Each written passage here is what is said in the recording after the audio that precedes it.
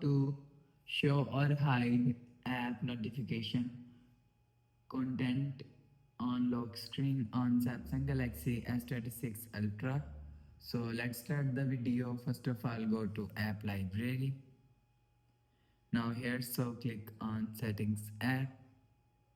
Now in setting, scroll down and click on apps. So you will see apps is here, so click on apps. Now here, scroll down and select app from here. For example, click on calendar app and click on notifications.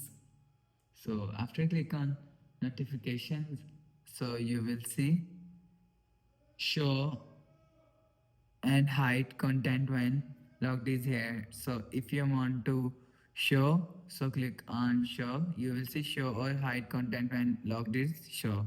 So if you want to hide content when logged, so click on hide when logged. So you will select hide and show from here.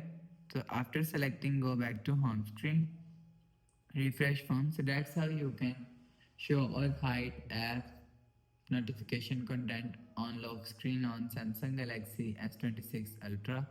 So if you like the video, please subscribe. Thanks for watching.